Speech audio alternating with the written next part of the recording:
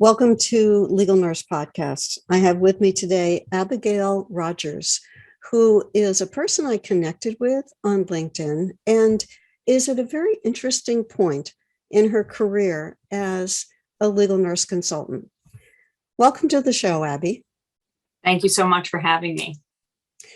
I know for people listening who have not yet started their business, or people who did it 20, 30 years ago, it is fascinating to think about where you go in your knowledge base from being a registered nurse, exploring legal nurse consulting, to putting that foot right on the edge of the starting line saying, how do I go forward?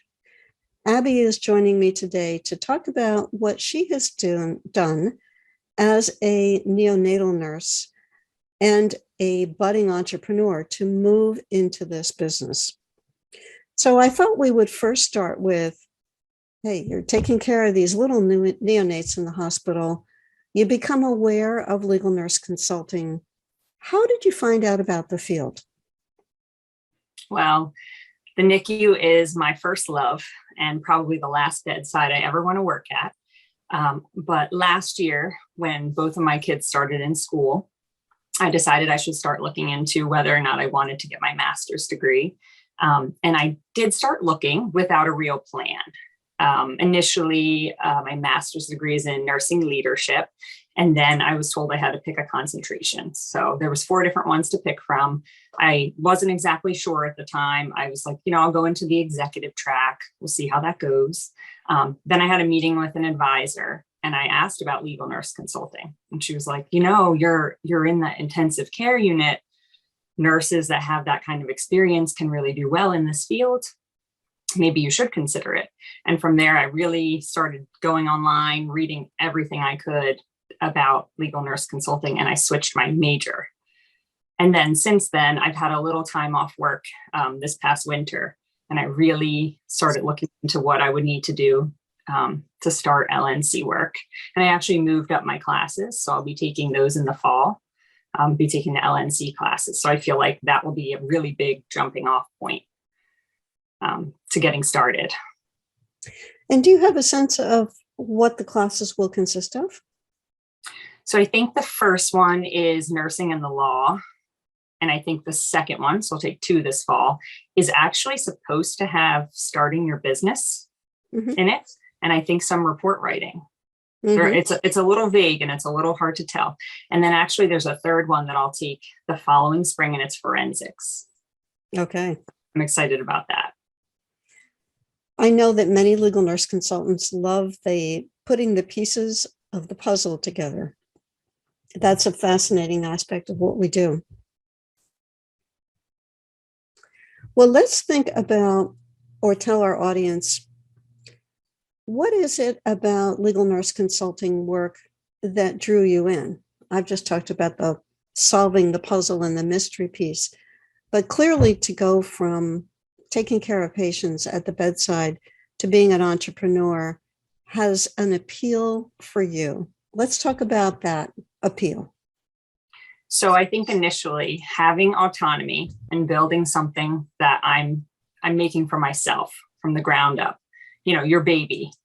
I think that has a really big appeal to me.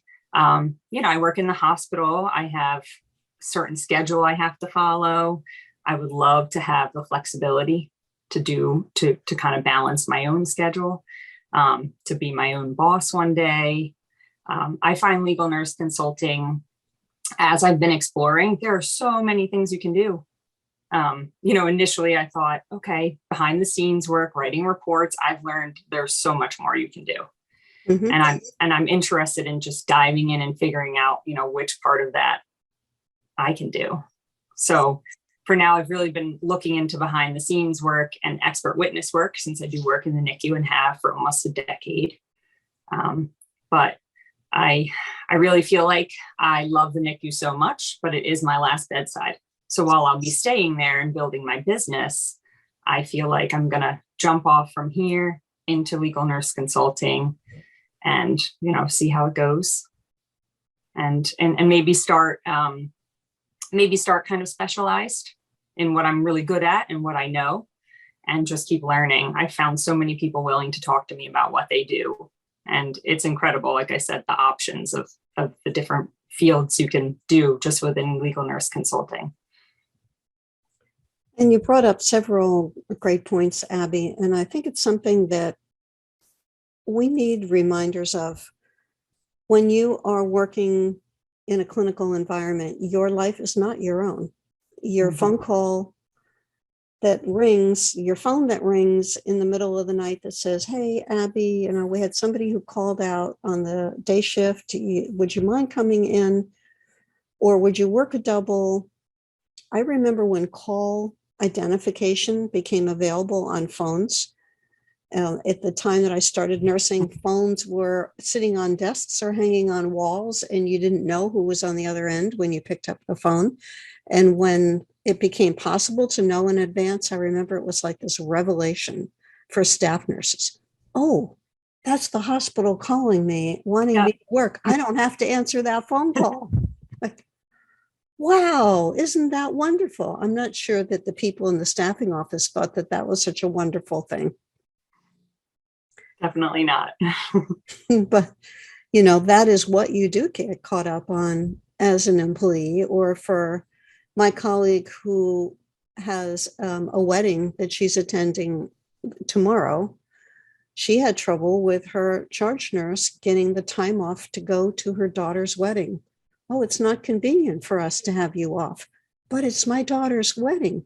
But it's not convenient. We can't give you all 4 days, but it's her wedding. That type of negotiation certainly is far less when you're an LNC. And, having the perspective of having 2 small children, it's hard to miss things. It's hard to miss their school events or even their practices, or to hear their little voices say, "Don't go to work. I'm not going to see you for a couple days." The hospital's long, it's long shifts. Mm-hmm. And there's certain requirements. And while I love the bedside and I'm sure I'll be there for a while longer, I definitely would love to build some kind of flexibility, more work-life balance into my schedule. Mm-hmm. You mentioned a few minutes ago that you did research, and I'd like you to share with our listener, what types of research did you complete in order to get a bigger perspective of legal nurse consulting?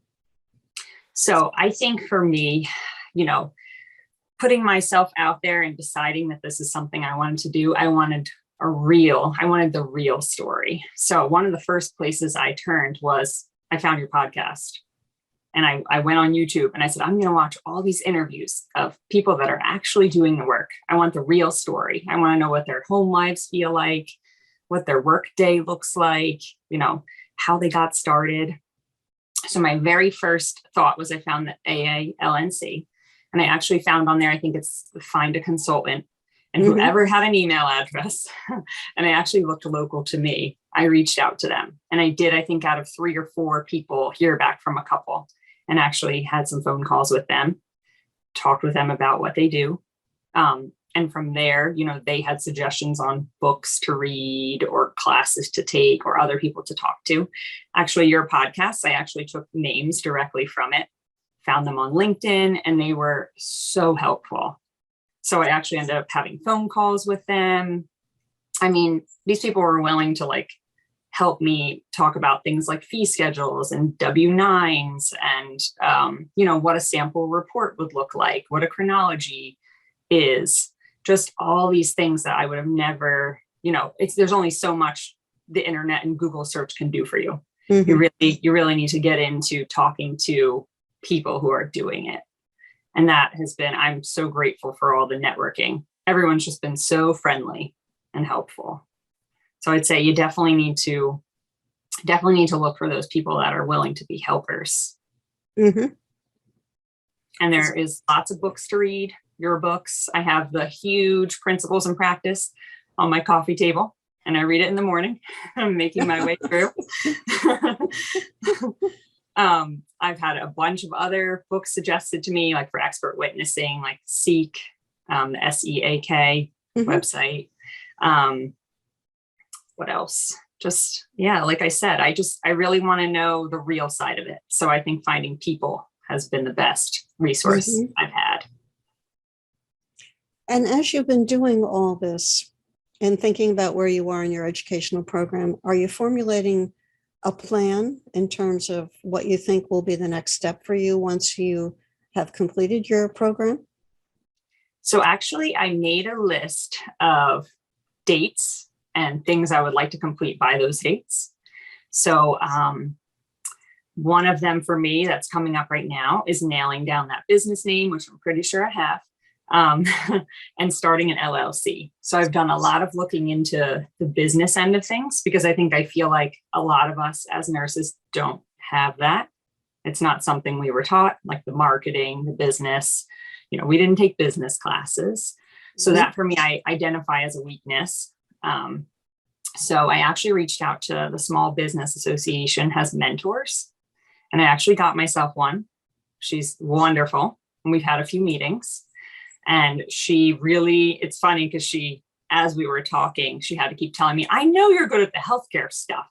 We got to come back to the business stuff. Just kept reminding me, like, we're talking about business now. So she encouraged me to make a business plan. And she actually sent me a template. It's very long, but I've been working on it because it has things like mission statements, core values, what you expect your business to be, how you're going to handle when it grows and what you're going to do. So having that business mentor was a really big deal for me. And I also have resources that I didn't even realize I had in my own family, who have experience with marketing, branding, even starting their own small business. So I've been able to talk with them and get lots of advice as far as starting an LLC goes. That's what I'm going to be doing. And also logo design, and website design, who can I reach out to kind of help me with that stuff, since it's something I don't know how to do. So I feel like, again, looking for those resources. I went online for the business and just typed it in and, found the Small Business Association, found the link where they have the mentors, signed up for that. Like I said, talking to people, just finding those people you can talk to. So I have that set up, and my plan is actually to get the LLC logo, name, everything registered and done this summer. That way, when I start classes in the fall, that's what I'm doing, is really focusing in on learning the report writing and everything the classes have to offer. Kind of have the business in place, take the classes, and then work on marketing after that. And you're bringing up a great point, Abby, because the name that you have spent time carefully selecting, you don't want somebody else to grab it and start using it before you have an opportunity to register it. Mm-hmm.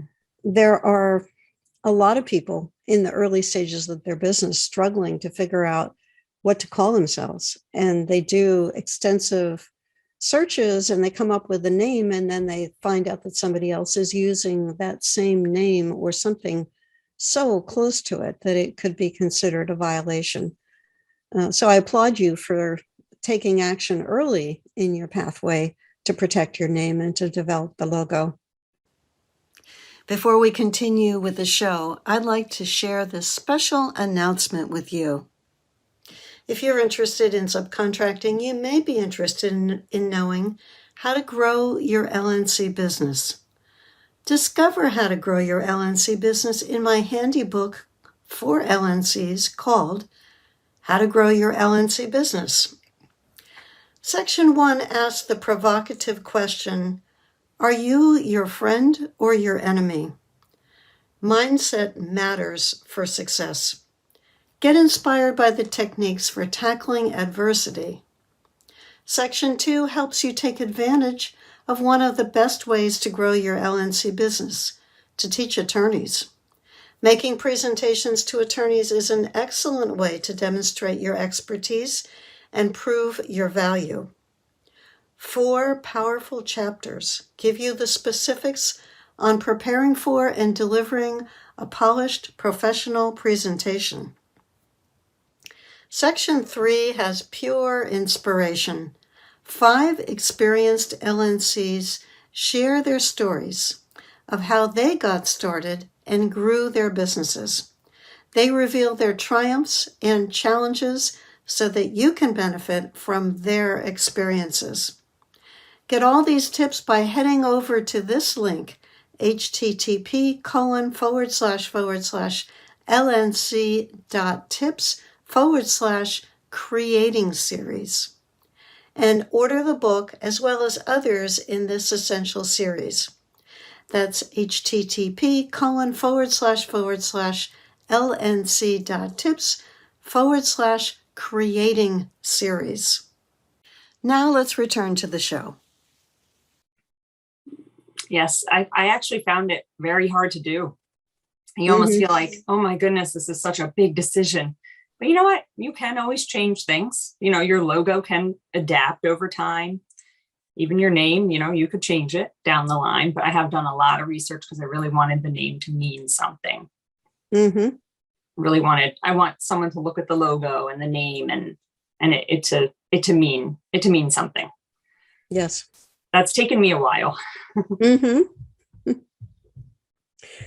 Also, you pointed out that you had resources in your own family. And I don't know that all LNCs think about who in their family might have specialized knowledge that they could tap into. Having somebody with a marketing background or a graphic design background or sales experience, that knowledge can be transferable to the kinds of things that a legal nurse consultant does. And you've pointed out you saw that opportunity and took advantage of it, you know, so I applaud you for that. What are some of the things that you learned in those conversations with your family members about their area of expertise? So like I said, I think if you have anyone in your family that works like a 9-to-5 almost business job, they might have something to offer you.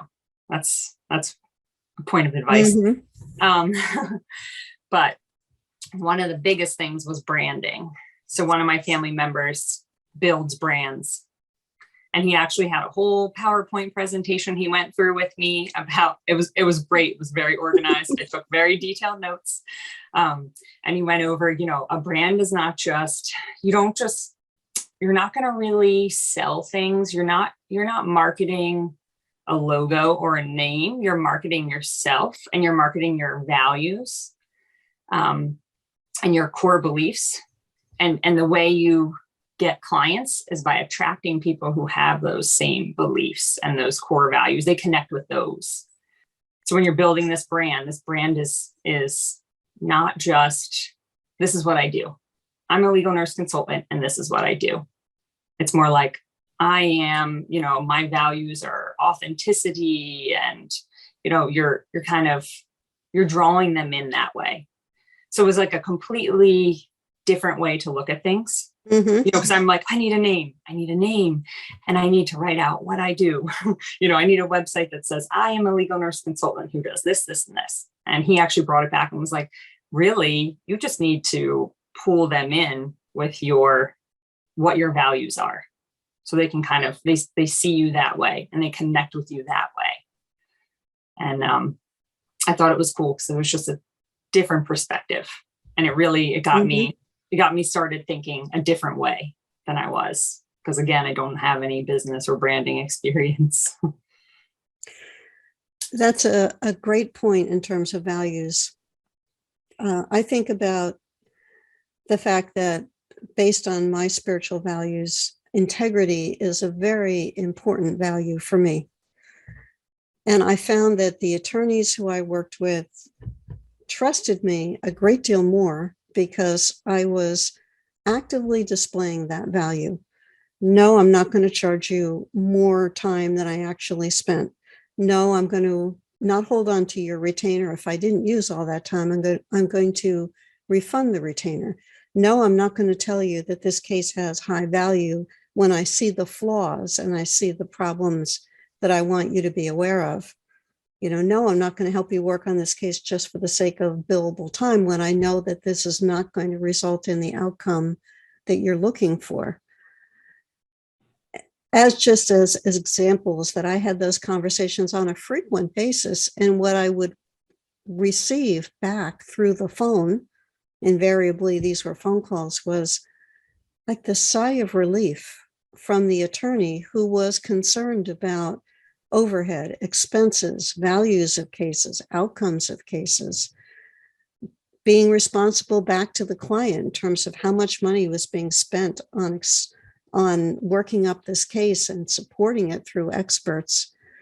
Your values come through in your discussions with attorneys, maybe more so than putting it on the website that says, Abby Rogers believes in integrity.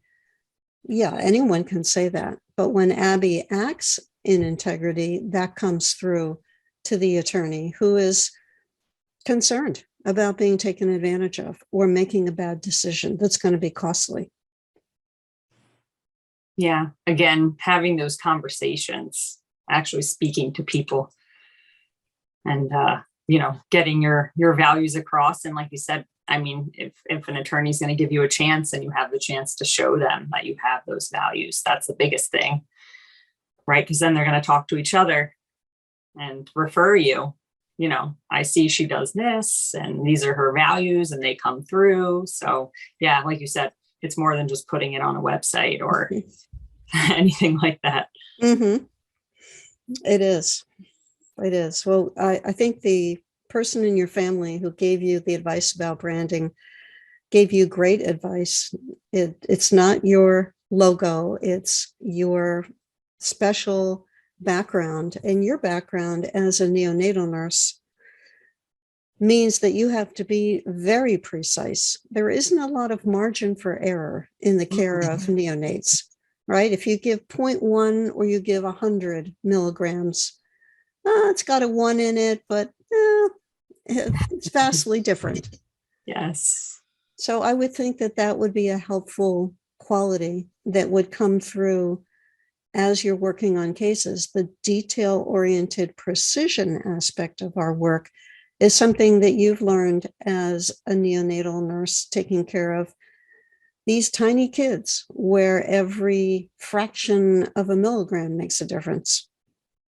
And also seeing ahead, seeing those details, putting those pieces together before they even kind of come together, looking at the patient and creating that picture, like, oh, something's happening. Something's going to be going wrong.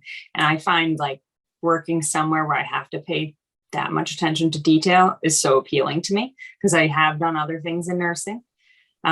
And I actually did my time in med surg, which almost killed a person who likes details and taking really good care of people because you just don't have the time, you just don't have the time. When I switched to ICU, I said, oh my goodness, I can take such good care of 1 to 2 patients. I can know everything about them.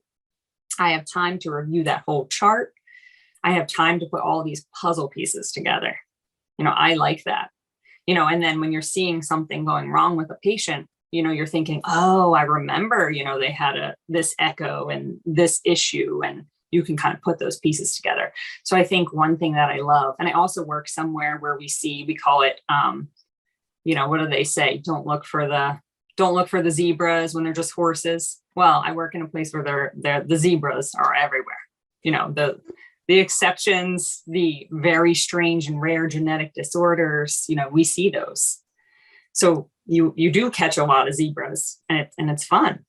I really like just working like that, working with details. And yeah, so I feel like with LNC work, putting those puzzle pieces together, thinking critically, but also having, that different environment where I have the time to go through records. I have the time to sit there, and that's what my focus is, and I'm not in a busy, fast-paced hospital, but I'm getting the time to go through charts and seeing those things jump out at me and, drawing opinions, making conclusions, researching those standards of practice.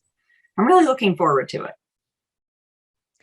And I have a feeling that we need to talk again after you've finished your program and you've started to do cases and to see how your perspective has deepened, broadened, or changed as you begin growing your business. That would be great. I know that our viewer is going to be interested in connecting with you, perhaps talking with you about your journey. What would be the best way for that type of contact to take place? Well, you can find me on LinkedIn. It's actually under Abigail Rogers. So it's Abigail, and then Rogers, Rogers. And then also I have an email, Gmail address. It's Rogers, Rogers, legal, RN @gmail.com. All right. Well, thank you so much, Abby, for spending time with us, sharing your perspective about where you are in your business. I am impressed in listening to you, and my takeaway is that using methodical methods of exploring the facets of starting a business can get you far further than doing it haphazardly. And what you've heard in Abby's description is a step-by-step process of planning, of evaluating resources, of taking advantage of resources that are meaningful for where she is in her step-by-step journey. She's documenting things. She's got her timeline that she's working on, and she knows what's ahead of her as she progresses through the LNC program that she has chosen. So be sure to remember the name Abigail Rogers, because I believe you're going to be seeing her name pop up in various LNC forums as she explores and connects and networks with people and uses her experiences as a neonatal nurse to grow her business and take advantage of this fascinating field.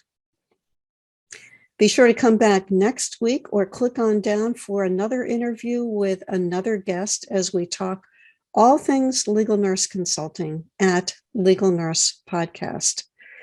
And if you liked listening to the audio or watching this on our YouTube channel at Legal Nurse Business, and you'd like to have the transcript to be able to refer back to, be sure to go to podcast.legalnursebusiness.com and sign up for our transcripts. That email or that URL again is podcast.legalnursebusiness.com. See you next week. Hey, this is Pat Iyer, and I have just finished interviewing Beth Zorn, a name you may know if you've been involved in the LNC Exchange listserv or the American Association of Legal Nurse Consultants. Beth was president of the association and has spent more than 35 years helping attorneys in an in-house LNC role. In our interview, we covered some key topics. Beth, could you give our listener just a taste of the topics that we covered when we were talking? Sure. So overall, we covered, the role of the in-house legal nurse consultant at both plaintiff and defense firms. There are some differences, especially initially, but after that, the roles are, much the same with some minor distinctions. We talked about the legal nurse consulting role during discovery, which is the longest phase during litigation, giving both sides the opportunity to gather information upon which to evaluate the claim. We talked about the LNC role during trial, briefly during trial and discovery. And then we talked about some of the advantages of working in-house, and also how legal nurse consultants go about finding in-house roles. And then we talked about interviewing for an in-house LNC job, general questions and more specific questions, depending upon whether or not the lawyer or the firm has utilized an LNC in the past. And then we also talked about what questions an attorney would likely ask a legal nurse who's being interviewed. And then I talked a little bit about some additional resources that I either authored or co-authored about the role of working in-house. Thank you. You can see we covered a lot. Beth is a wealth of information about this topic. I want to be sure that you check out her podcast.